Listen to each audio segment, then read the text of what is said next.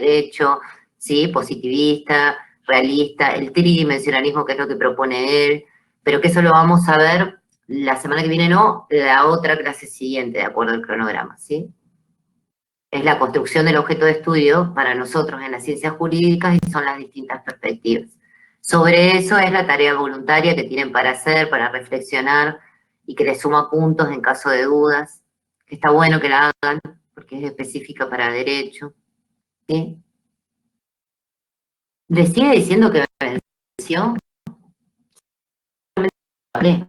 O yo estoy mal. Bueno, después... Se corta el audio, profesora.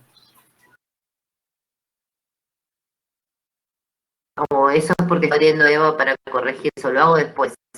Después yo que esté bien, ya lo había hecho, pero que esté bien la tarea. Herrera, te voy a pedir si apagás la cámara, a ver si nos ayuda con la conexión, ¿sí? Si somos muchos, se puede trancar más. Eso es lo que tiene BBB también. Sí, repito, para cada módulo ustedes tienen una tarea. Hola Maximiliano, buenas tardes.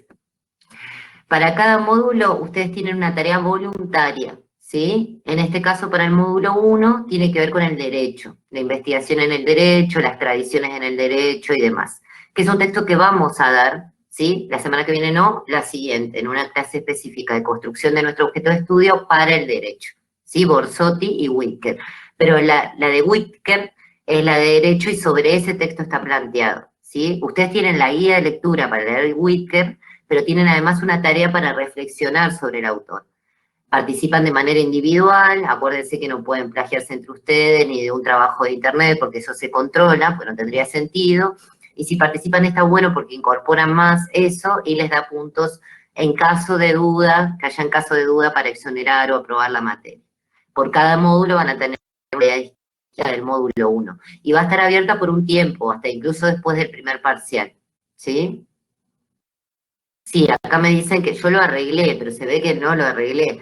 Pero ahí intenté volver en este momento y tranca todo por Eva, que se satura, así que lo voy a hacer cuando termine la clase. Lo voy a revisar, lo voy a dejar directamente abierto, porque se ve que cuando aprieto tiene varias opciones de fechas de corrección, de disponibilidad, va mostrando distintas cosas, voy a dejar todo abierto, a ver si ahí les funciona, que la puedan entregar. Buenas, ¿cómo le va, profesora? Sí, buenas tardes. No, estaba escuchando atento, recién pude entrar por el material que hay que hacer de tarea a domicilio. Muchas gracias. Sí, acuérdense, no es que lo tienen que hacer. Igual que las guías de lectura no son para que las respondan y nos las manden a nosotros, son para ustedes, para hacer sus propios resúmenes y guiarse a estudiar, ¿sí? Para ustedes, para guiarse qué parte de los textos es lo principal que tienen que saber, qué es lo que vamos viendo en clase con ejemplos y aclarando dudas. Si algunos están andando en conexión, como ahí bien les dicen los compañeros para BBB, actualicen con F5 o salgan y vuelvan a entrar. Entren con micrófono, con audio, esa es la forma de que nos ande mejor la conexión. ¿Sí? ¿Hay alguna pregunta o duda sobre la clase que tuvimos, sobre epistemología, metodología, distintos tipos de conocimiento, características? ¿Arrancamos? Sí. Hoy vamos a ver donde nos quedamos, que era el último slide del PPT. Ahora no lo voy a poner, así puedo después poner el otro, porque si no vamos a estar mucho tiempo y se puede tildar. Se los voy a hablar nada más, porque de esto se va a encargar Maximiliano las dos clases que vienen de la semana que viene, profundizar el texto de Bachelard y de Bourdieu y otros, ¿sí? Sobre los obstáculos epistemológicos, la ruptura epistemológica, ¿sí? Yo solo les indico la parte que tienen en Bastián y Cabrera, que es como una introducción y que menciona incluso a estos autores como una introducción, pero lo van a profundizar bien con él, que yo voy a estar también, que va a dar esas clases la semana que viene, ¿sí? Entonces, lo que tenían ahí en Bastián y Cabrera en el último slide de la clase anterior, lo que nos faltó por un poquitito de tiempo, es el tema de la objetividad en las ciencias sociales. Ustedes saben que trabajamos con un sujeto que es un objeto que habla, que interpreta, ya lo hemos hablado, nosotros tenemos nuestra propia subjetividad, trabajamos con grupos humanos que tienen su propia interpretación, ahora vamos a ver corrientes sobre la interpretación distintas a las positivistas, y en realidad estos autores lo que plantean es que la realidad que afrontamos cuando vamos a investigar no es que está dada por sí misma. No hay un conocimiento que sea evidentemente directo. Siempre en el conocer hay una construcción, ¿sí? Porque ya nos acercamos con nuestro bagaje a lo que a veces llaman subjetividad, ¿sí? Pero en realidad es nuestro bagaje sobre esa realidad. Entonces, por ejemplo, Bourdieu va a criticar lo que él llama la epistemología empirista o la sociología espontánea, que es creer que nos acercamos a un tema de investigación y ya reflejando lo dado, eso es investigar y eso es hacer conocimiento científico. No, bueno, cuidado.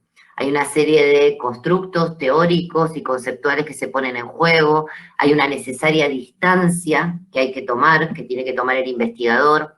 A esa distancia, a esa suerte de objetivación que hacemos en ciencias sociales con las características de nuestras ciencias, a diferencia de las ciencias naturales, trabajando con seres humanos, tratamos de hacerla cuando dejamos de lado, por ejemplo, el lenguaje común, el sentido común, que eran las características del conocimiento cotidiano, los dogmatismos, los moralismos, los juicios de valor, los juicios, los estigmas, ¿sí? Tenemos que tratar desde el primer momento, desde la primera etapa, desde la idea y el tema de investigación, tratar de tomar esa distancia y se hace haciendo esa ruptura.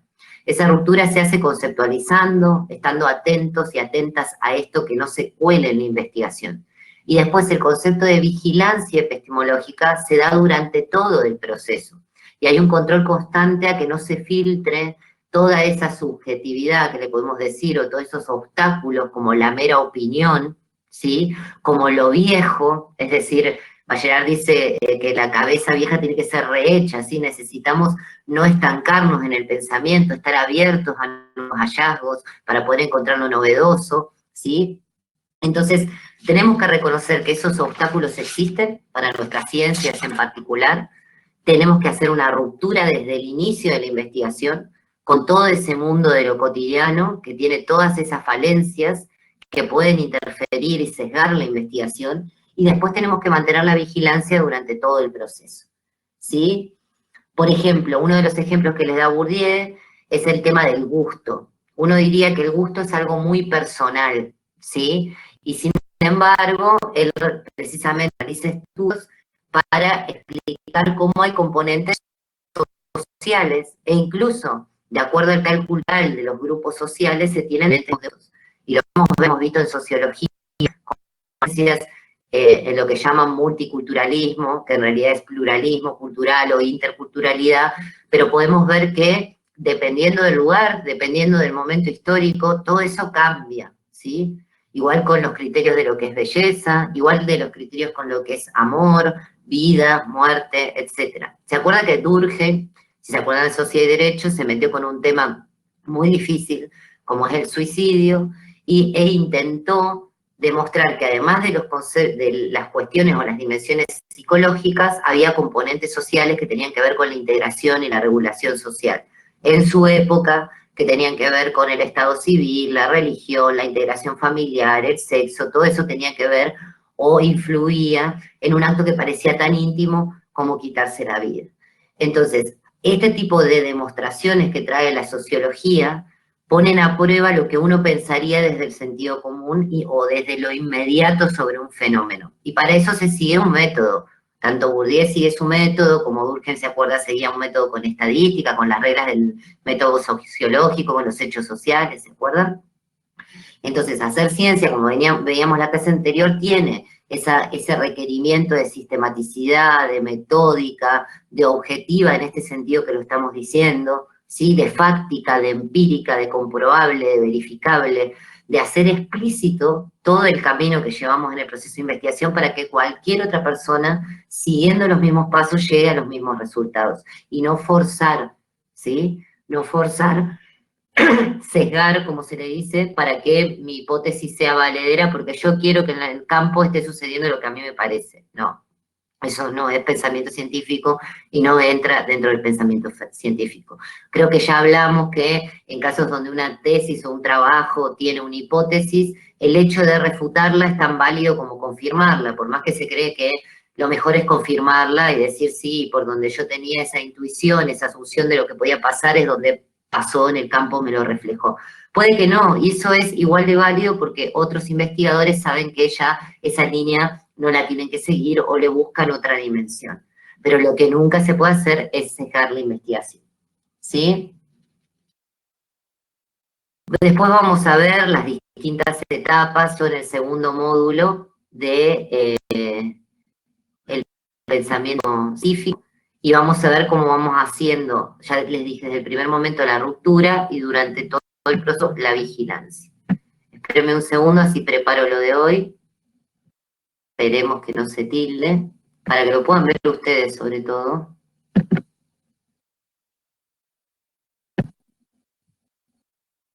A ver. ¿Me están escuchando bien? Sí, sí.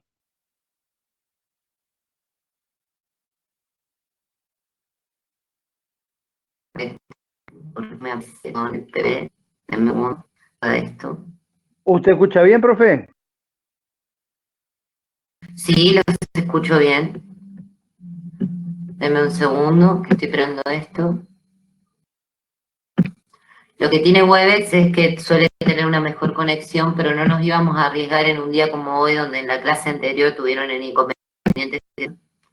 Por eso por hoy lo hacemos por aquí.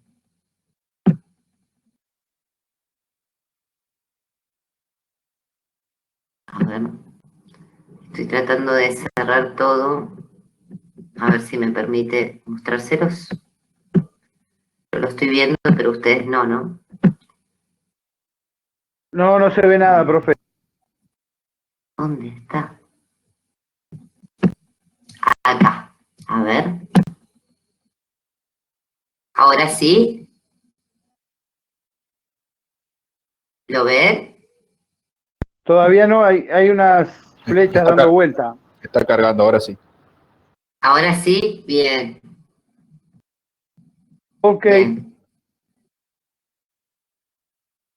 Acuérdense, yo, para poder mostrárselos así, no les veo, no leo el chat. Entonces, interrúmpanme, hagan todos los comentarios, Maximiliano incluido, pues si no yo hablo sin parar. Así lo hacemos más dialogado, ¿sí? Comentarios, dudas, me frenan. ¿Qué es lo que vamos a ver en la clase de hoy? Hay dos tradiciones o dos grandes tradiciones dentro de la investigación, las positivistas y las hermenéuticas. Esto lo tienen muy breve en el texto de Von Wright, que tienen en la guía de lectura de qué fragmento, de qué páginas lo tienen que sacar.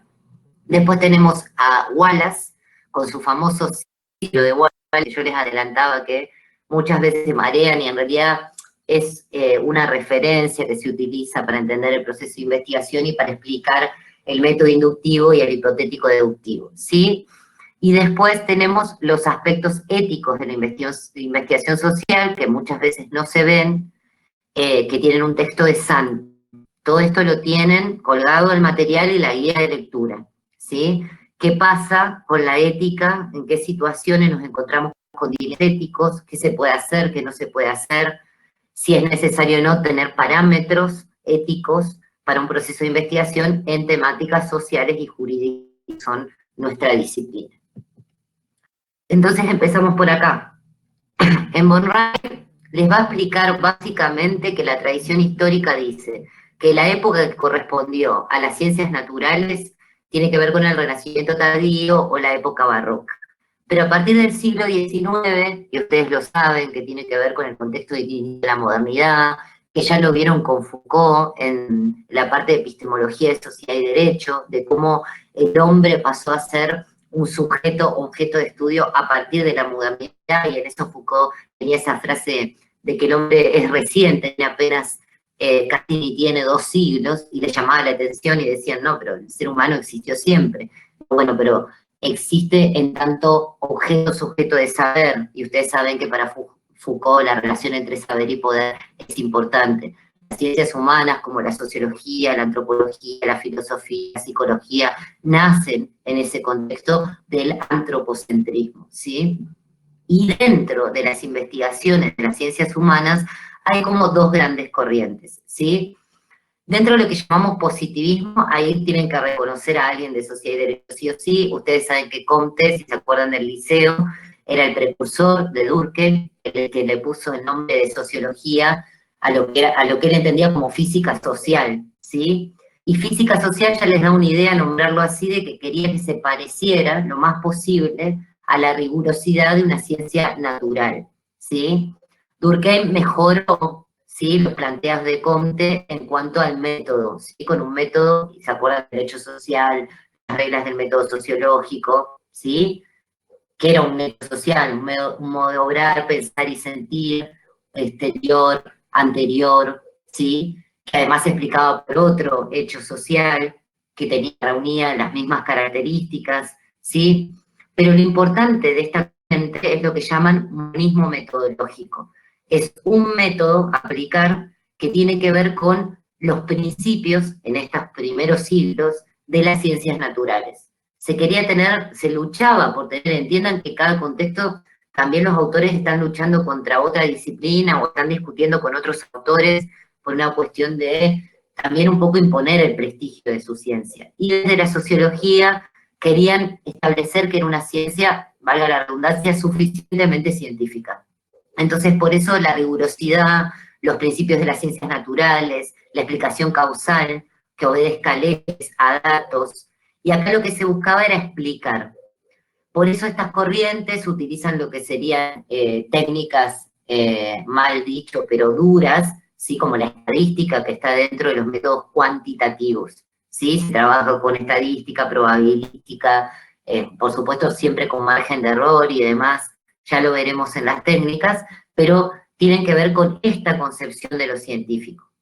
Mientras que la hermenéutica, y ahí lo tienen a Weber, y si se acuerdan teníamos los tipos ideales de acción social, ¿sí? La acción social, que era ese sentido que el actor social le atribuía, motivado hacia la acción, ¿sí? Que podía ser racional con arreglo a valores, racional con arreglo a fines, afectivo tradicional en el límite de la racionalidad. Esos tipos ideales, esos constructos, tienen que ver con que él ya está, Weber es posterior, muy posterior a Durkheim, y está marcado en una reacción a lo que era la filosofía o la sociología o las corrientes antipositivistas. La hermenéutica busca más que explicar, comprender. Ya estamos a fines del siglo XIX. Y van a rechazar que se tengan que aplicar los mismos principios que las ciencias naturales. Por el contrario, van a decir, las ciencias humanas necesitan ser específicas, tener un abordaje y una metodología que les sea propia, porque trabajamos precisamente con entes o personas o seres humanos, ¿sí? Acá buscamos comprender, ahí habla de formas más empáticas o que recreen la atmósfera, están los actores, están los grupos, están los individuos, están las instituciones. Tratar de ver la intencionalidad de los pensamientos, todo lo que es más, dicho de una manera muy simplista, pero según Giddens, más micro, ¿sí? Involucrado en cada fenómeno, y se acerca más al paradigma de los diseños cualitativos, ¿sí? Por ejemplo, la entrevista o la historia de vida, donde ganamos en profundidad, o el estudio de casos, sobre ese fenómeno, pero no necesariamente podemos medirlo en términos numéricos, o podemos transferirlos, o podemos generalizarlos, o podemos predecir. Transferimos los resultados, pero no podemos generalizar ni necesariamente aplicar otros casos. Lo cuantitativo, que sería, entre comillas, más rígido, ¿sí? No es tan flexible, permite ciertas generalizaciones, cálculos probabilísticos, tendencias a la predicción y a la generalización, pero a veces pierde la profundidad de entender un fenómeno desde su comprensión. ¿Qué pasa en las ciencias sociales? A veces se puede combinar, ¿sí? A veces, para no ser una incongruencia, utilizamos y enfocamos una sola tradición, o en el caso de los métodos, un solo método. Pero, por ejemplo, yo he visto investigaciones, por ejemplo, de criminalidad en el sector de la adolescencia de bajos recursos, y esa investigación tiene una parte cuantitativa de cuántos menores de bajos recursos delinquen de acuerdo a los procesamientos que hay en el Poder Judicial, y se hace toda una base de datos más cuanti, pero por otro lado quieren entender la causa o el fundamento o las otras dimensiones del fenómeno, entonces lo que hacen es hacer entrevistas a informantes claves, a las propias familias, a los adolescentes, a las víctimas, a la gente que trabaja en minoridad, a expertos en criminalidad, y entonces también completa con un enfoque cualitativo, ¿sí? Esa es la posibilidad de combinación de ambos métodos. Pero en general estas dos grandes corrientes tienen cada una su paradigma, su propio método, todo un fundamento que es bien diferente. Y yo no les quiero marear, pero también Durkheim tiene algo de hermenéutico en uno de sus conceptos, conciencia colectiva, y Weber tiene algo de positivismo, de su visión del derecho, que son los tipos ideales del derecho, donde se parece mucho a Kelsen, paradigma, la teoría pura del derecho, del positivismo. Pero bueno, son cosas muy particulares de su teoría, donde la distinción o la frontera entre estas tradiciones se vuelve un poco más barrosa. Pero con que entiendan lo general estaría bien. ¿Se entendió hasta acá? Voy muy rápido. Está bien, profe. ¿Sí? Sigo entonces. A ver, Pablo González hizo Sí. una consulta en el chat y los quiero animar a que la plantee en micro, pero... Dale, Pablo, por favor. Sí, así es más dialogado, que no nos podemos ver. ¿Te animás, Pablo? No, dice que no le funciona el micro. Lo que plantea bien. es, él dice, si se puede caer en la empatía de no tener la suficiente objetividad. Claro, la hermenéutica y los métodos cualitativos van a tener una cuestión más exigente respecto a esto que llamamos objetividad, y esto que tratábamos de... Weber es el autor de la neutralidad valorativa y la diferencia entre lo político y lo científico, y está dentro de este paradigma. Pasa que ahí entramos en toda una discusión. Primero, para muchas corrientes, incluso en el positivismo, no estamos siendo del todo objetivos. Nunca podemos ser del todo objetivos, porque al elegir un determinado problema de investigación o una dimensión, ya hay un interés por parte del investigador, que es un interés genuino, le conmueve, le emociona, le preocupa. Incluso aunque no pase eso y le están pagando para investigar o asesorar en eso, es un trabajo. O sea, ya hay un interés. Lo de ser desinteresado, lo de la objetividad pura, ni siquiera en las ciencias naturales, ¿sí? No da lo mismo, yo siempre doy el ejemplo de que las ciencias naturales entendieron por naturaleza lo que cada cultura y en cada época se fue atribuyendo a la naturaleza, pero los cambios son absolutamente notorios cuando van cambiando las nociones del mundo generales, cómo se veía el mundo natural, va cambiando también. Entonces también hasta pasa en las ciencias duras. Pero supongamos que en las ciencias corremos riesgo. El positivismo tiene sus riesgos igual, por más que trabaje con datos duros, les vuelvo a reiterar, entre comillas, y la hermenéutica se supone tiene un poquito más de riesgos porque estamos más cerca, ¿sí? Estamos más cerca del sujeto. En las técnicas cualitativas entrevistamos, observamos, hacemos grupos focales, historias de vida. Entonces también necesitamos una rigurosidad en cuanto a que estamos muy pegados, el investigador y los investigados que son personas o fenómenos o instituciones. Y entonces está ese problema de permeabilidad de nuestra observación meramente espontánea, de nuestro prejuicio, de nuestra opinión, de nuestro sentido común, de nuestra ideología, el sentido amplio que se permee ahí. Es tratar de controlarlo y no lo controlamos solos, lo controlan los directores del trabajo, los colegas, tratar de mantener esa rigurosidad. Es cierto que quizás tengamos una exigencia mayor. En realidad, así como anécdota para que tengan una idea, mi hermana mayor es química, es investigadora en química, y ella me dice que no entiende cómo nosotros en ciencias humanas o sociales hacemos la verificabilidad. Ella me dice, yo veo un montón de palabras y yo no entiendo cómo creer que eso es ciencia. Es una discusión eterna que tenemos con ellos. Y yo le digo, yo veo un montón de fórmulas y no entiendo cómo eso no está permeado por subjetividad. ¿Por qué elegiste la enfermedad de Chagas en América Latina, en una combinación entre Argentina y Uruguay, por términos de pobreza, y no elegiste una enfermedad que tuviera que ver con Europa? ¿Por qué estás trabajando en medicamentos que tienen que ver con la epilepsia, por ejemplo? Son investigaciones que eso ya tiene un interés motivado, ¿sí? Que lo elige ella, que también le dan financiamiento para eso, que se fue formando en eso. Entonces, es nuestra discusión entre objetividad y subjetividad, a veces se tranca en que, desde mi perspectiva, y esto sostendrían también los hermenéuticos, no hay posibilidad de objetividad absoluta. Lo que hay es, como diría Weber, una neutralidad o un ejercicio controlado del proceso de investigación, por lo que les decía, ser explícitos de todo lo que vamos haciendo para que otra persona lo pueda controlar, lo pueda criticar, vea si llegamos al resultado de buena manera, sin forzar las cosas, sin que exista un juicio de valor, sin alterar los resultados, etc. No sé si le contesté ahí con ejemplos. No sé, Maximiliano, que vos vas a hablar sobre esto la clase que viene, si querés agregar algo.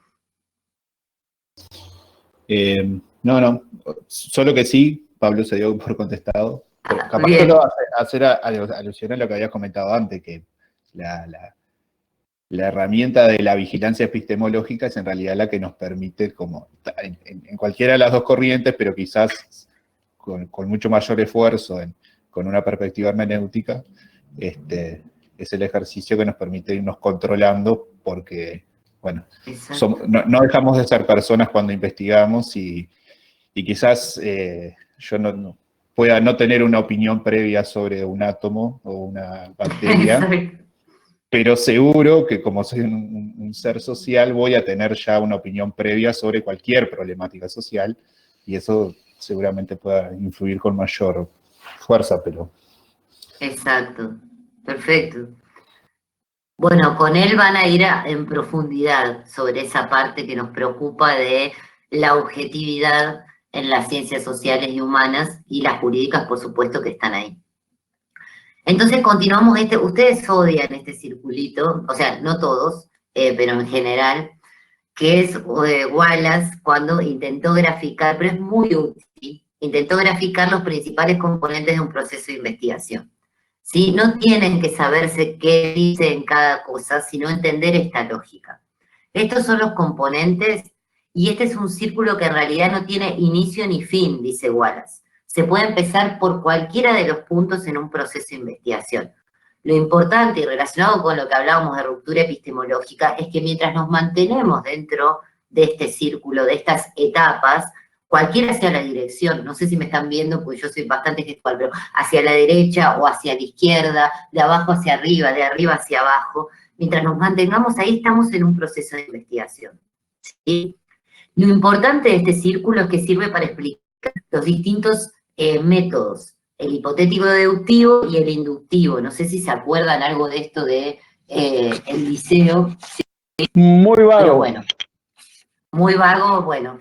Es muy fácil y es lo mínimo lo que tienen que saber, ¿sí?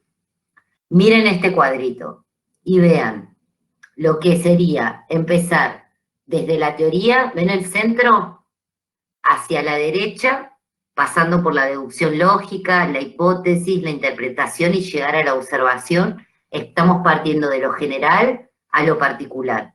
Lo distinto sería empezar del centro, abajo, observaciones, e ir hacia la izquierda, pasar por la medición, las generalizaciones empíricas, los conceptos, proposiciones, ordenamientos, y llegar a la teoría, de lo particular a lo general. Acá se los explica mejor. Este círculo muestra el proceso de investigación con todos sus componentes. Ahí les dice que puede tener distintas orientaciones, que en un diseño flexible, como son los cualitativos sobre todo, puede variar, que no tiene principio ni fin. Pero esto es lo que tiene que quedar claro. Si partimos de la teoría arriba, ¿sí?, en el centro, hacia la derecha, deducciones lógicas, formulación de hipótesis, instrumentos que aplicamos con las técnicas, observación de los hechos, estamos dentro del método deductivo o hipotético deductivo. que se caracteriza por ir de lo general a lo particular. Lo que permite, como hablábamos antes con los paradigmas, es generalizar, relacionado con el paradigma cuantitativo. Ahí la ciencia se supone que avanza refutando teorías anteriores y formulando otras más exactas. El ejemplo clásico que lo van a encontrar en todo manual es, si yo parto de la teoría que la Tierra es plana, después voy haciendo otras deducciones y voy a observar, y veo que el casco, y los mástiles de un barco desaparecen simultáneamente en el horizonte, bueno, confirmaría que es plana. Pero el casco y los mástiles no desaparecen simultáneamente. Entonces tengo que refutar de donde yo partí por la observación a la que llegué. Entonces la Tierra no es plana. Justo este ejemplo clásico, en épocas de terraplanismo, a mí me empieza a producir risa, porque esto incluso ahora hay sectores que lo cuestionan. Pero durante siglos o durante mucho tiempo, este es el ejemplo clásico que se dio, ¿sí? Como no había forma de discutir que la Tierra no fuera redonda, entonces se usaba este ejemplo para este método. Vamos a verlo con Durkheim, que lo entienden mejor, en el suicidio. ¿De qué partía Durkheim? A ver si me ayudan. ¿Se acuerdan de esa ficha? Entendía el suicidio como un hecho social, le aplicaba las reglas del método sociológico, ¿sí? Ya aplicaba esa estadística a ciertos sectores, había definido que tenían que ver con la edad, el estado civil, todo lo que podía, la conformación de la familia, la religión, todo lo que podía ser un componente social a esa decisión o fenómeno individual en determinadas sociedades en particular, ¿sí? ¿Se acuerdan de esto? Sí, muy en el tiempo, ¿no? Sí, muy de su época, por supuesto, pero para que vean un clásico de la sociología que ya trabajaron, ¿sí?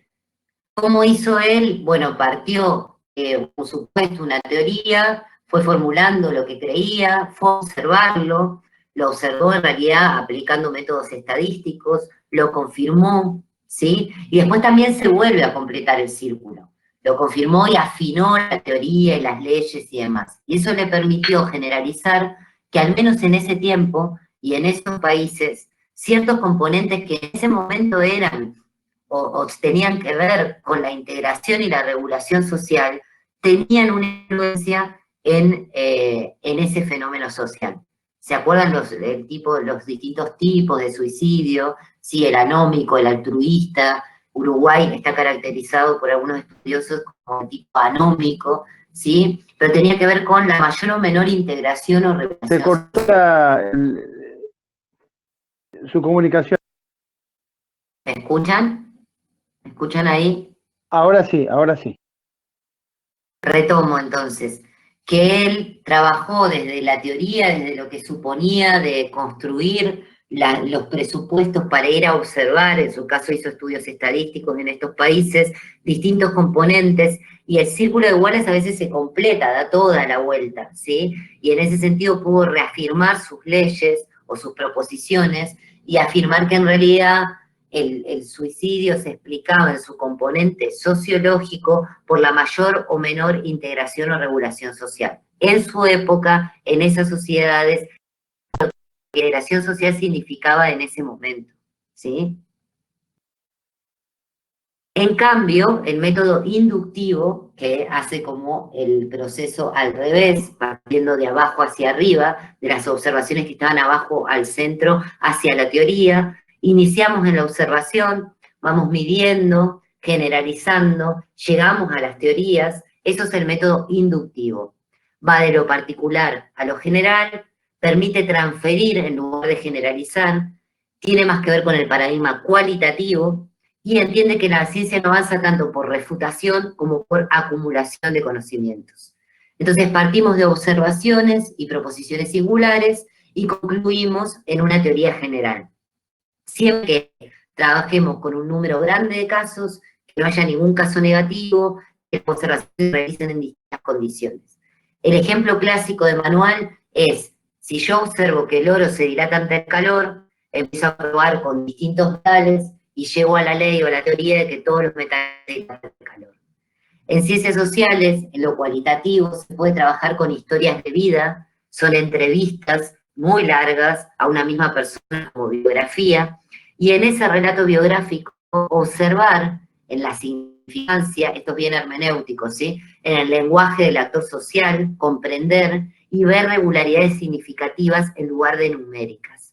Yo voy a buscar el problema en esos relatos. Por ejemplo, hay una famosa investigación en Argentina en la época de los piqueteros y las piqueteras como fenómeno que fue en la crisis del año 2001, un año antes de la crisis en Uruguay, que se organizaron los que habían perdido el trabajo, lo cual para la sociología del trabajo generó todo un tsunami porque estaban acostumbrados a pensar en organización política, en sindicatos y en gente que tenía trabajo, pero ¿qué pasaba con la que no tenía trabajo? Entonces, organizarse desde la ausencia de trabajo, desde el reclamo de pan y trabajo. Se armó un movimiento muy grande de desocupados y un autor sociólogo lo que hizo es, que si no me equivoco es Ansaldi, pero se lo chequeo por las dudas que me esté equivocando para la clase que viene, hizo un trabajo sobre el fenómeno de los piqueteros entre dos mujeres piqueteras con historias de vida. Es decir, analizando toda su trayectoria y tratando de explicar el fenómeno desde ahí, ¿sí? Bien comprensivista, bien hermenéutico, tratando de ver, lo que no significa que eso era generalizable a todos los piqueteros, ni que así puede abordar todo el fenómeno, pero sí ganó en profundidad. En las protagonistas de esa historia y de esos movimientos ganó en profundidad para la comprensión y no solo la explicación del problema. ¿Hasta acá vamos bien? Es solo eso lo que tienen que saber sobre las tradiciones y Wallace y el método deductivo y el método inductivo. Está ahí, lo tienen en las páginas. Otra cosa que me olvidé de decir, hay otras líneas de investigación. Si ustedes se acuerdan de sociología de los clásicos, yo les nombré a Durkheim, a Weber, ¿y quién me faltó? De los clásicos de la modernidad.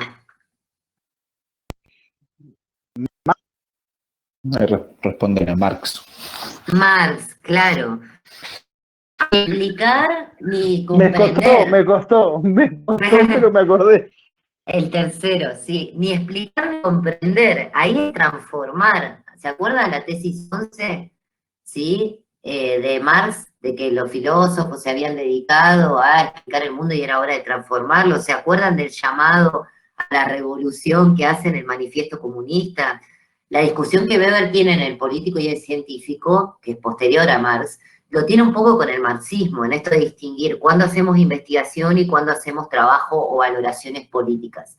Hay toda una línea perteneciente a la investigación-acción que sostiene que la investigación precisamente tiene que estar volcada a la intervención. A, por ejemplo, sumergirse en el colectivo que estamos investigando, ser activistas de eso, proponer una solución, y es válida. Y es una forma que existe, ¿sí?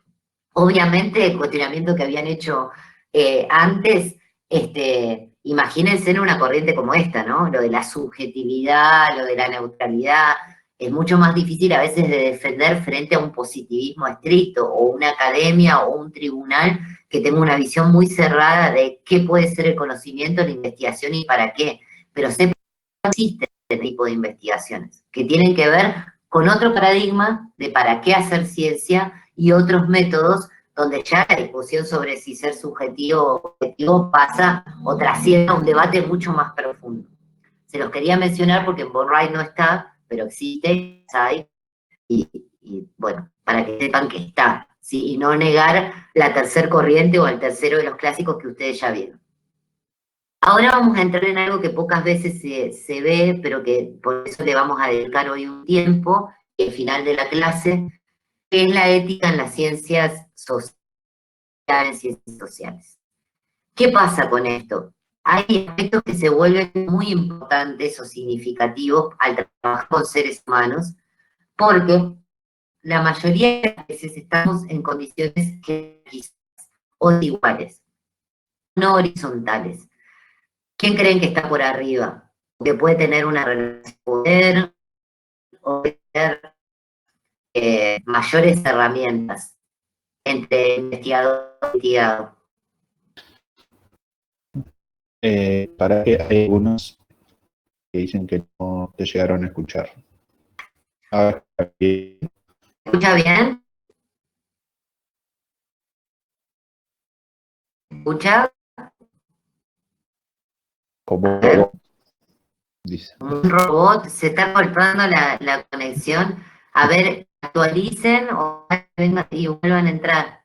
Yo un cachito. ¿El resto escucha bien? Lo que usted decía, haciendo una previa, entre Sí. el investigador y el investigador, por Sí. arriba puede ser el tema, a ver, ¿no? El tema político, los políticos, digo, por arriba. No, entre ellos, supongamos que no hay injerencia política. Yo estoy con mi investigación con las mejores. Voy a trabajar con un grupo indígena, con un grupo barrial, con lo que sea. En general, tiene una situación de mayor, ¿quién está más? Ahora que tiene cultura. No necesariamente. Si yo voy y planteo la investigación, yo sé a qué voy, quién hablar, qué estoy buscando, quién es el sujeto más paso o que se vuelve más objeto de la investigación. Claro, o grupo humano, o institución, o lo que sea. Es decir, cuando hablamos temas de los historiadores tenemos que reconocer que muchas veces, la mayoría de las veces, la relación es horizontal porque nosotros partimos de un lugar mismo, saber que estamos haciendo investigación para qué y estamos extrayendo datos, información de esos procesos para nuestra investigación. Ahora a ver los dilemas. ¿Puede haber un tema de susceptibilidad, de fragilidad? Generación de derechos. Ha pasado en la investigación a lo largo de los siglos. Por eso ahí les digo, que puede haber situaciones desde mero aprovechamiento, que lamentablemente sucede, que es un investigador que hace su tesis de lo que sea, para recibirse o para ir con un abogado o con un asesoramiento, una empresa, lo que sea, hace su trabajo. Y no hace nunca una devolución a esas personas de los resultados. ¿Cómo nosotros vamos a un trabajo que nos beneficia por el pago, que nos da rédito, nos da estatus, nos da currículum, publicamos libros, etcétera, etcétera, y no vamos a volver al campo a mostrar a las personas que nos ayudaron a pensar el fenómeno qué y sobre su propio fenómeno? O, por ejemplo, no pedir consentimiento, grabarlo sin que vean el grabador, no informar sobre qué investigamos. Eso ya es lo mínimo. De ahí situaciones mucho peores, que más sensibles todavía. Directamente les vulneremos los derechos. ¿Sí? Porque, sí, te escucho. Una consultita de ese renglón que usted mira, también se han hecho estudios de una época de 15 años, 20 años a fecha en América Latina, de una modalidad de personas que vienen con difíciles, como de subcultura en cuanto a música, texto, lenguaje, etcétera, etcétera. Es algo nuevo que ha salido publicado en las revistas, ¿vio? Sí, y tengo un problema con el concepto de subcultura, porque implica que hay una cultura de primer nivel y una subcultura periférica, menor o subterránea. Yo prefiero hablar siempre en términos de pluri o multicultural, porque todo lo que es la corriente de la subcultura de alguna manera asume que por estar en barrios periféricos, por pertenecer a sectores periféricos, incluso en un sentido conceptual, no solo geográfico, eso es una cultura menor. Es más, podemos hablar de culturas alternativas si queremos. Ojo, pero se ya da las dos puntas, ¿no? el término subcultura ya tiene un peso. Está la cultura hegemónica y está lo subcultural. ¿Se entiende? Claro, sí. Por eso es bueno y la trato en el lenguaje que se explica, ahora voy captando. Ojo, se da en las dos puntas, tanto en la cúspide como se da en esos barrios difíciles. O sea, la media que camina por otro renglón, todos los que fuimos formados dentro de la enseñanza pública, ¿no? pero no sé si me logro comprender. Se da las dos puntas, se polariza. Se polariza, pero de todas maneras cuando hay investigaciones de, por ejemplo, por qué la cumbia villera atraviesa distintos estratos sociales, porque uno puede ir a un casamiento de estratos muy altos y que se escuche ese tipo de música, sin embargo no deja, es como un juego que esos estratos altos hacen excepcionalmente, pero no dejan de considerar a eso como una subcultura. No sé si recuerdan un poema de Galeano que se llama Los Nadies, ¿sí?, que habla de, nosotros hablamos lenguas, ellos hablan dialecto, nosotros hacemos arte, ellos hacen artesanía. Es un poema bello porque va marcando la jerarquía cultural que existe, ¿sí? Entonces eso en versión más poético, pero en realidad Galeano lo que está planteando es la valoración que existe detrás de eso, ¿sí? Entonces, por más que lo use cualquier clase social, sigue teniendo una mirada estigmatizadora o peyorativa. En ese tipo de cosas hay que reparar cuando hablamos de información sensible. También, por ejemplo, para contarles cosas de información sensible, cuando uno va a investigar, bueno, primero se presenta, dice de qué institución viene, por supuesto no puede contarle a la persona la hipótesis sobre la que está trabajando porque va a secar los resultados. Si uno le dice, yo quiero confirmar que acá lo que pasa en este barrio es que hay una pelea entre bandas, no puede nunca decir eso. Aparte, está pudiendo generar un conflicto aún peor en el barrio. Se le llama información sensible. Uno se presenta, tiene la obligación de decir para qué está, no esconder que está investigando, ¿sí? Y hasta ahí pedir autorización, mostrar el grabador, nunca esconderlo, tomar apuntes, explicar, mostrarle esa entrevista desgrabada a la persona a ver si quiere sacar algo, si quiere aparecer anónima. Todas esas cosas son pautas que se van aprendiendo éticas. Pero sucede que con el correr, y esto es muy común, de una observación, cuando uno se está metiendo en la técnica de observación, en el grupo o en una entrevista a lo largo de las horas que uno va charlando, la persona puede decir algo que lo perjudica muchísimo, o que puede perjudicar al grupo, o que puede generar un conflicto, o que está confesando que alguien cometió un delito. ¿Qué hacemos con esa información? Eso genera una serie de dilemas éticos. ¿Priorizamos nuestra investigación o en realidad desechamos esa información o la ponemos cuidando el anonimato y los datos de forma de no influir? ¿Sí? Estas son todas las cuestiones que tienen que ver, algunas, hay muchas más, con la ética, que hay que tener en cuenta. ¿Me están escuchando bien ahora? Se da, y obviamente es un tema también de idiosincrasias, ¿no? A mí me pasaba, yo soy ingeniero de vuelo, volé muchos años y me ha tocado volar a África, andar por distintas partes del mundo, que uno debía pivotear entre todos, entenderlos, no sé si me explico, y comprender su cultura y respetar su posición, que son cosas completamente distintas a lo que uno hoy por hoy ciertos parámetros, ¿me explico? Exacto, sí, exacto. Porque aparte de esta ruptura epistemológica es dejar de lado todo lo que nosotros podemos tener, como decía Maximiliano, toda la sensibilidad que a nosotros nos puede producir una experiencia que nos resulta muy ajena, sobre todo si trabajamos con que son otros, con mayúscula y con X inclusive, que es decir, aquellos que son una verdadera alteridad, aquellos que nos interpelan porque son realmente distintos a lo que es nuestro grupo, nuestra socialización y demás. Entonces ahí hay que abrir mucho más la cabeza y estar mucho más atentos a cómo abordamos. ¿Sí?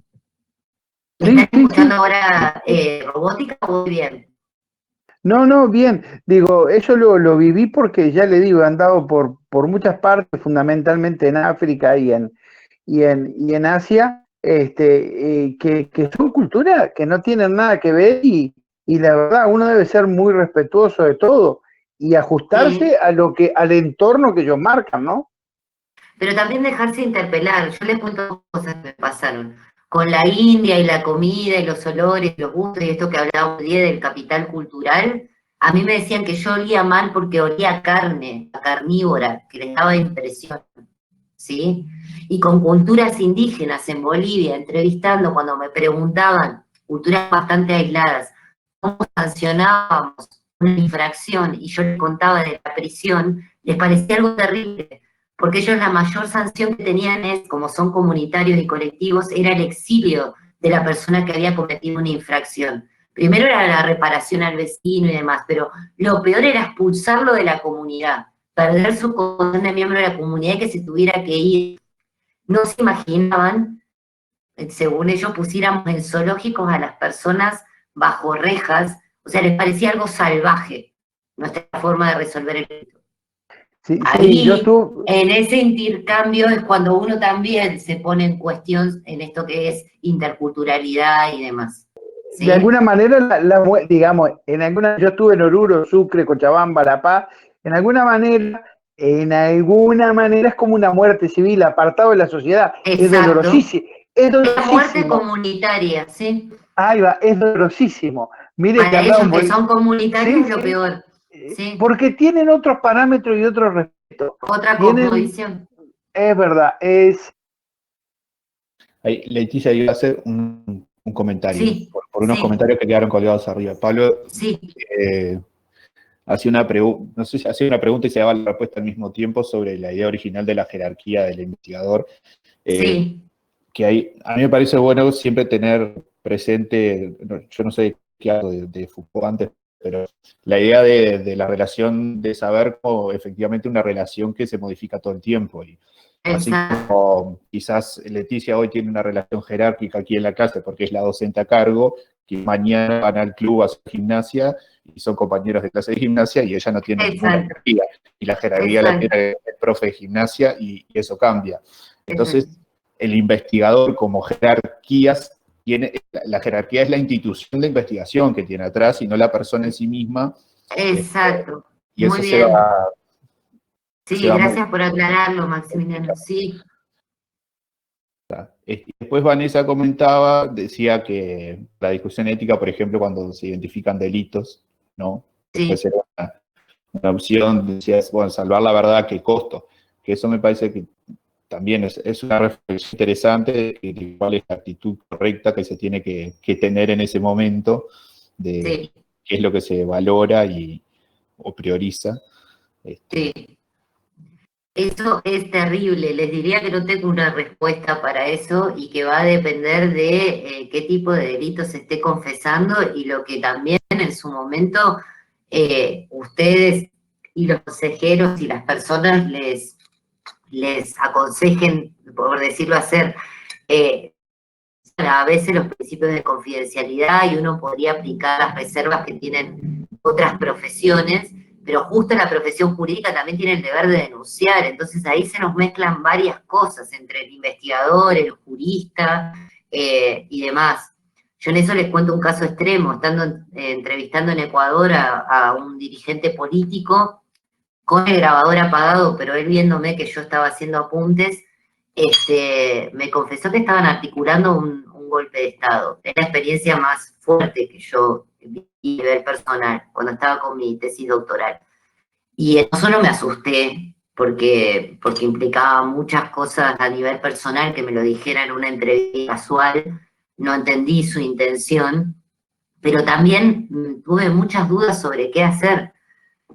Para mi tesis era poder marcar que ese sector tenía evidentemente una intencionalidad democrática para mi tesis, pero en la vida real y en los hechos eso podía implicar nada menos que una acción efectiva.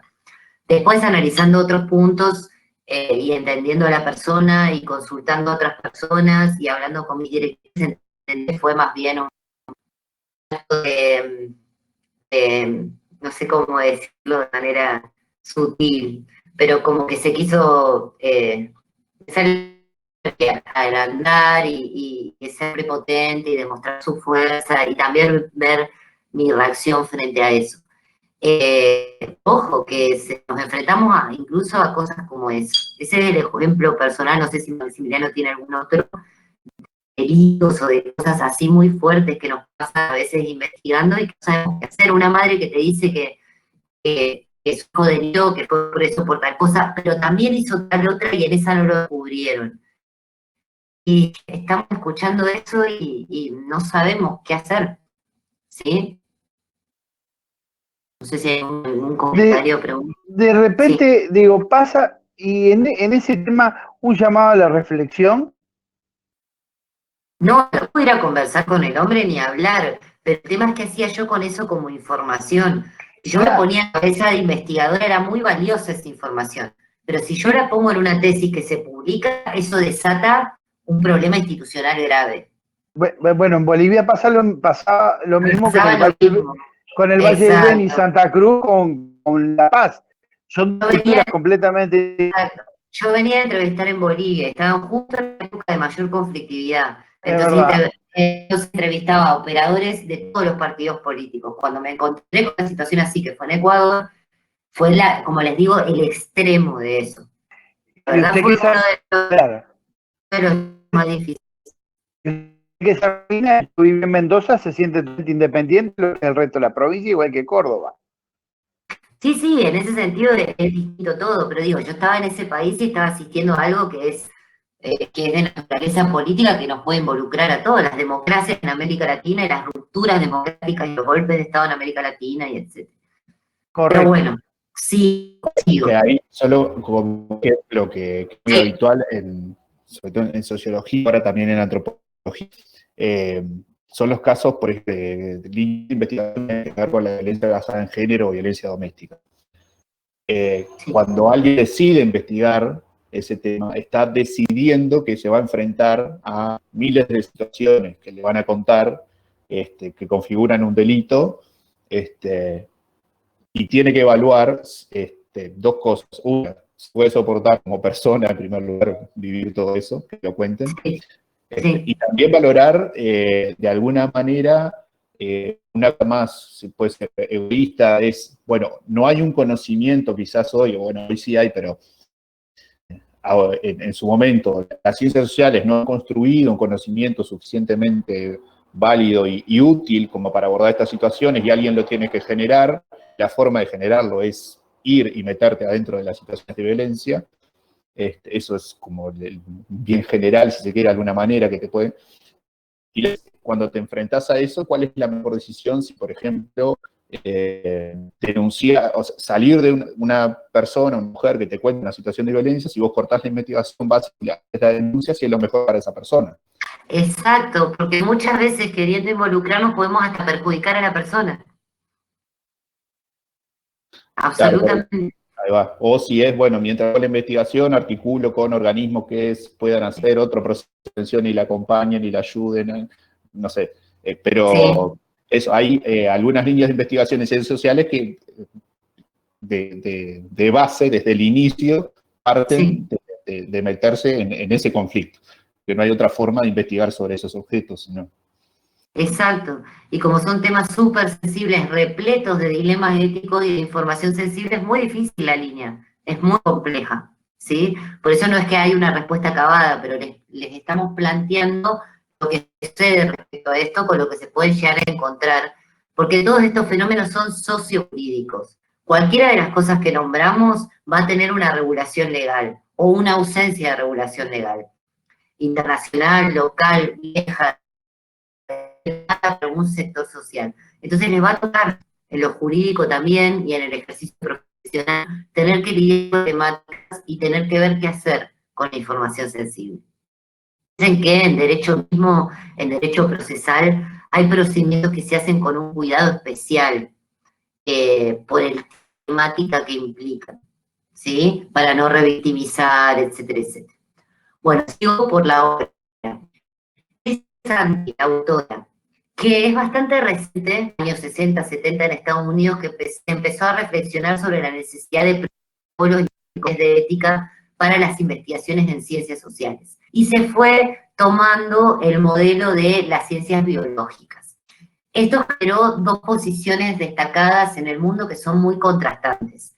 La crítica que representan estos países anglosajones, Estados Unidos, Canadá, que llevan más de 50 años haciendo esto, es que después de haberlo regulado tanto, con tantos protocolos y comité de ética, casi que no pueden investigar, que les ha dificultado la investigación, ¿sí? Sobre todo porque han aplicado los criterios de las ciencias biomédicas. Por otro lado, América Latina, el ejemplo que da es Argentina, y dice la gran parte de los países latinoamericanos, es que nosotros somos al revés. En nuestra región hay muy poco, casi no hay protocolo unificado o procedimiento, comité de ética. Hay en determinadas instituciones, en determinados proyectos, exigencias de determinadas instancias, pero a diferencia del anglosajón, no lo tenemos hiperregulado, ni hipertrabajado, ni supercontrolado. Entonces, regionalmente tenemos esas dos posiciones, ¿sí? Ella va a plantear los 3 argumentos principales que suelen darse para la no aplicación de un criterio ético y va a plantear sus contraargumentos, ¿sí? Y después va a plantear su propuesta. Y con eso ya cerramos. El primer argumento que se da con esto de la ética y la ciencia social es que es excepcional. Las ciencias sociales somos un área con temas y problemas muy profundos, muy serios, con seres humanos, con grupos, con problemáticas muy importantes. Entonces, los riesgos van a ser mínimos o inexistentes respecto de otras investigaciones que son mucho más riesgosas, como serían las biomédicas, la biogenética, por ejemplo. Y Santi va a decir, no, esto para la autora es erróneo en 2 sentidos. Primero, no podemos suponer que nuestras investigaciones sociales no tengan riesgo alguno, ¿sí? A diferencia de las médicas y demás. Y además se comprobó a lo largo de la historia la existencia de grandes daños en muchas investigaciones sociales. Por ejemplo, se ocurre un ejemplo paradigmático de eso que deben conocer de la historia. A veces no intencionalmente y otras veces sí. Si alguien se acuerda de Spencer en sociología y el darwinismo social, ni Darwin en la teoría de la evolución de las especies, ni Spencer de sociología esperó que sus teorías sobre lo que podríamos llamar simplemente la evolución natural y el rol más fuerte dentro de la especie, como la jerarquía y demás, se fuera a aplicar a una desigualdad racial o una desigualdad de supremacía de algunos seres humanos sobre otros, ¿sí? Y eso pasó. Se tomó eso y se siguió una línea de investigación en determinado momento histórico para eso. Y también conocieron a Goebbels, la autora lo cita, y a los movimientos de lo que fue la Alemania nazi, junto con otros que se dieron durante las guerras mundiales, ¿sí? Entonces, miren, si no vamos a hablar de que tienen menos riesgo que las ciencias médicas o la genética. El segundo argumento, la relevancia de la investigación. Nuestros resultados tan importantes es algo así como el fin justifica los medios. Y tan valiosos para lograr un cambio social que no importa los riesgos que tenga la investigación para ese grupo o personas, ¿sí? Ya en estos tiempos esto se viene discutiendo y nunca, o casi nunca, el valor de un estudio tendría que estar por encima de las personas que están siendo investigadas o los grupos, ¿sí? Siempre se tiene que informar sobre qué estemos investigando, solicitar la autorización, informar los resultados, tratar de no interferir en ese grupo. Pasó en Córdoba, en un grupo que yo era parte, no el que yo coordinaba, otro, que trabajábamos sobre varias ciudades, que fue un proyecto parecido al de Brasil, donde de erradicación de la pobreza, en realidad mudaban los sectores de villa a sectores periféricos y mudaban barrios históricamente enemistados, además de que perdían el trabajo, la escuela y la inserción social y no podían regresar al centro, y toda la marginación empezó a generar un círculo de violencia gigante en esos barrios que estaban allá afuera y a nadie le importaba. Es un proceso que está estudiado tanto para las favelas de Brasil, que se aplicó también en Argentina, y tiene toda una línea detrás teórica, no importa. La cuestión es que en otro grupo que coordinaba otro compañero donde hacían entrevistas, claro, las personas que venían al Zoom, al lugar donde nos reuníamos para hacer las entrevistas, venía uno, salía, entraba el otro con cara de desconfiado de que habrá dicho el anterior, y a uno de los asistentes del equipo que coordinaba este otro compañero se le escapó algo que dijo uno que correspondía a una banda, lo cual, por supuesto, se difuminó por todo el barrio y generó un enfrentamiento entre bandas en el propio barrio con un alzamiento de herencia, y esas son cosas que pueden llegar a pasar por no tener cuidado. Entonces, esto de que cualquier resultado que nuestro, el que esperábamos, era llevar servicios y derechos e incluso reinstalar a esos barrios con calidad de vida más cerca, valga la redundancia, del centro de la ciudad, aumentó una situación de conflicto y de violencia. Por darles un ejemplo, que es bastante común.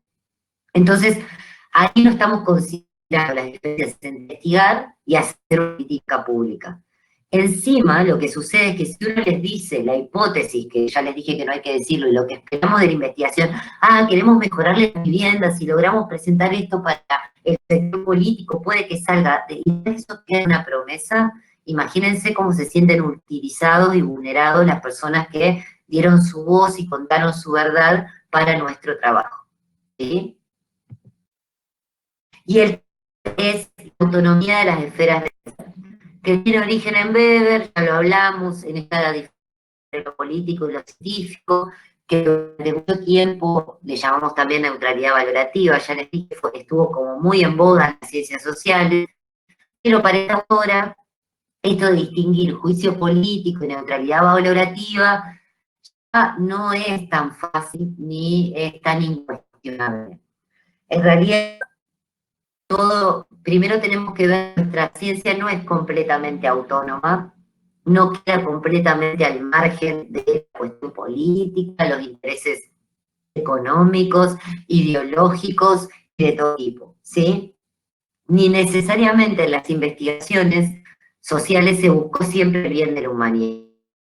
Por ejemplo, el estalinismo, el gas pimienta, los estudios de... El estalinismo, no, el nazismo, miren, el teatro. El gas pimienta, preparaban a los soldados, la mutación genética de la raza, cómo se utilizaban personas por el fin de la humanidad, no solo en la Alemania nazi, sino también en Estados Unidos, cómo trabajaron con los soldados, y lo que dice la autora, no solo durante ese tiempo de guerra, siguieron dando durante el tiempo ese tipo de experimentaciones con seres humanos. Bueno, hay muchas, sobre todo en poblaciones de comunidades indígenas, en África, ¿sí? Donde se sigue trabajando así, no solo desde las ciencias naturales, también desde las ciencias sociales.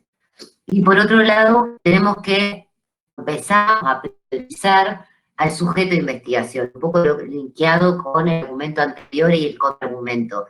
Los avances científicos nunca pueden ser a costa de una organización que encima está participando voluntariamente en eso. Entonces, balancear los riesgos y beneficios de una investigación respecto a personas que estamos, o los fenómenos o los grupos que se investigan.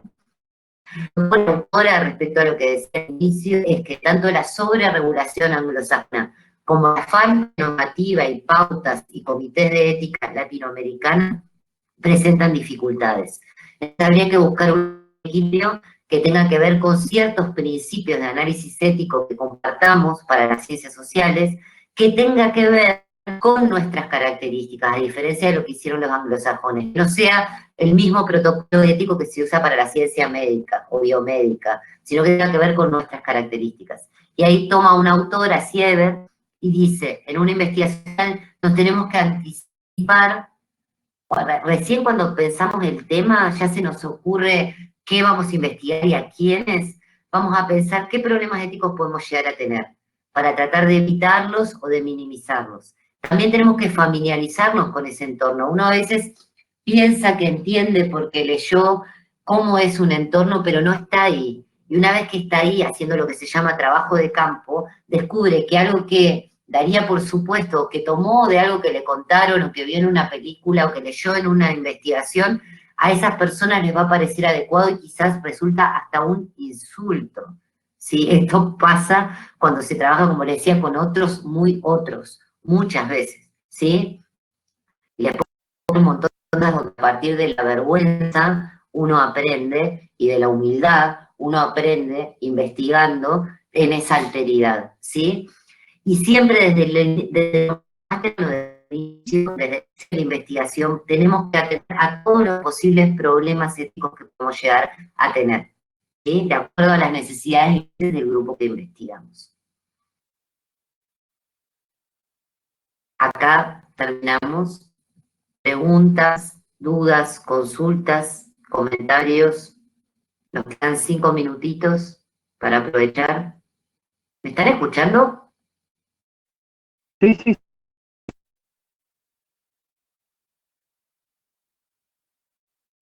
A ver, voy a sacarlo así los puedo ver.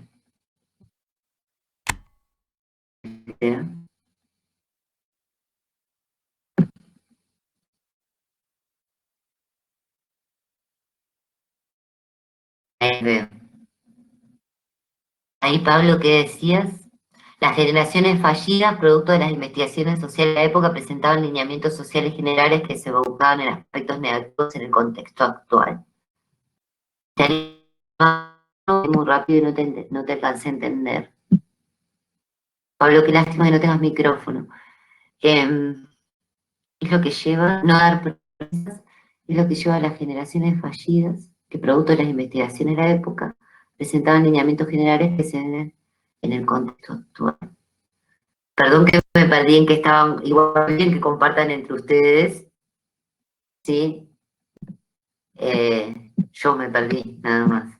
Yo me lo perdí. Profe, eso Sí. que usted menciona, tratando un poco de interpretar a Pablo, cuando esas campañas políticas que van a esos lugares de los cinturón de la ciudad y prometen tal o cual cosa, como que hay un manejo un poco insensible en algunos casos. Sí. No, a ver, trato de Sí, ser moderado, ¿me entiende? Trato de ser moderado. Porque digo, sí. más allá de una campaña política, dada la sensibilidad que cada vez que es más, deberían de tener no solo un asesor político, sino un sociólogo para manejar con mucho tacto. O sea, arremeten con una cantidad de estructuras, una falta de tacto. Entonces decir, bueno, contrato un sociólogo para que mande las acciones desde el punto de vista sociológico y yo pueda hacer los planteos que sean reales o no. No sé si estoy loco o no. En realidad no necesitan contratar un sociólogo. Existe la ética para los políticos, que la cumplan o no, Bueno, y menos en campaña, es otra cuestión. La ética revisa todas las profesiones, ¿sí? claro. Respecto al punto 12, están diciendo, sí, el delito vende, la pobreza vende en el sentido de investigaciones, los medios de comunicación, y fíjense qué horrible que se banalice o se frivolice un fenómeno. Como les digo, a ver, la mayoría de los investigadores, quiero creer yo, se acercan a un tema para hacer un aporte positivo, y tienen buenas intenciones, y tienen reservas éticas, y protegen a los investigados, y si tienen que sacar algo de su investigación, no la van a priorizar y van a proteger el espacio donde trabajaron. Pero hay que tener en cuenta esto para saber qué sucede y para estarlo controlando, ¿sí?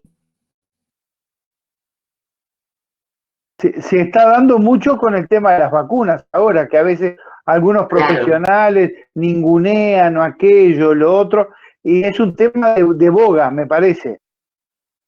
Sí, sí, ahora se están cuestionando hasta las ciencias naturales y las ciencias médicas, en eso, la autonomía que pueden llegar a tener de otros intereses políticos, económicos, de control social, etcétera, etcétera, pero por otro lado la pandemia que existe, la enfermedad que existe y qué consecuencias sociológicas va a traer y psicológicas el aislamiento social, todo esto que está viendo, todo está siendo producto de investigaciones en este momento, recientes, sobre la marcha, ¿sí?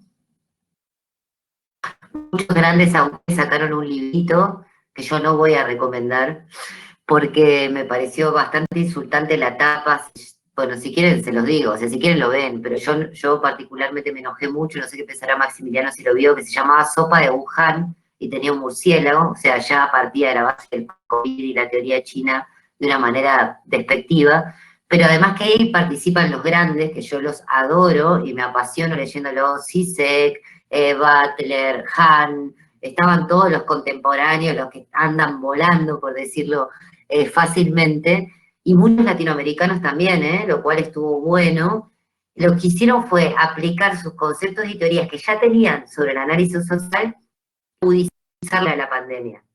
Y un poco que a mí eso me pareció un poco flojo, me parece que había que esperar un poco que la pandemia avance para ver qué tanto de las teorías que ellos sostienen de cómo está funcionando el mundo actual se aplica, se agudiza o no con la pandemia. Fue una publicación a mi gusto y muy humildemente, miren que estos autores son geniales, pero se apresuraron y tuvo cierto rasgo un poco, a mi entender, en la tapa, lo que eso no es responsabilidad de ellos, sino de quien compiló los trabajos,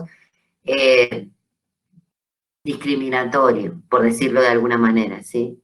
Sí, apresurado. La próxima clase intentaremos que sea por web, salvo que ustedes nos avisen, como pasó hoy, que hubo un incidente, hubo. Trabajamos acá para evitarnos ese mal gusto y mal momento, porque fue justamente hoy en el mismo lugar. Yo creo que los docentes van a denunciar lo que pasó. Y ¿Qué nos sucedió? enteraremos. Parece que hubo una persona que entró, hackeó el lugar, le sacó la administración a los profesores y puso algo pornográfico, etcétera, etcétera. ¡Ah! Horrible. Horrible. Digno tema sociológico. Dice que sí, la verdad que sí. Lo publicaron en Brum que sí iban a denunciar, perfecto. Pero como compartimos la misma sala, la abro yo no sé si ellos pueden volver a hackearla, necesitarían mi código personal. Pero por las dudas hoy lo hicimos así porque fue en la clase anterior y muy reciente.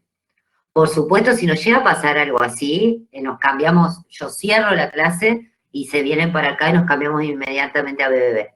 ¿Sí? Perfecto. Próximo tema, objetividad de las ciencias sociales. Sí, y ruptura epistemológica, Bachelard y Bourdieu, la semana que viene, lo ven con Maximiliano, yo voy a estar también, y después terminamos este primer módulo con objeto de estudio y con la parte de marco jurídico, marco teórico en el derecho y toda la parte jurídica, que es sobre lo que tienen la tarea para ir haciendo. ¿Sí? Disculpe, Correcto, profesora. gracias. Sí, Yo quisiera hacerle una consulta a usted, porque sí, estaba viendo las fechas que usted puso de parciales.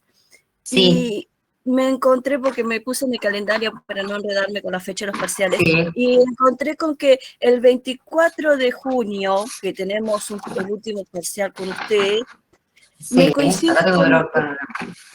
sí, me Sí. coincide con el último parcial de la optativa que tengo.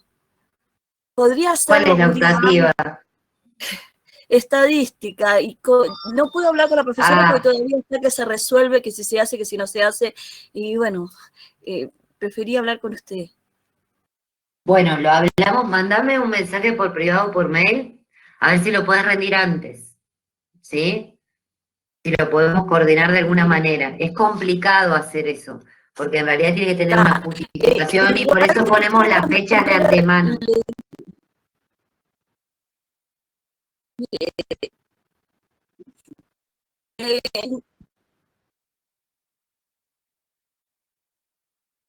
Sí, Te escucho en realidad cortado, Silvia. que tenemos un problema con la optativa que no sé si no se podía hacer porque nos habilitaron una vedería, pero tenemos problemas ahí. Pero igual quise hablar con usted antes sobre que me coincide la fecha justo el mismo día. Es que en realidad te pediría que si la optativa encima está floja y está flexible y demás, le pidieran a esa profesora cambiar la fecha. El tema es Porque que esta está fijada de antemano y para que no, rindan todos juntos.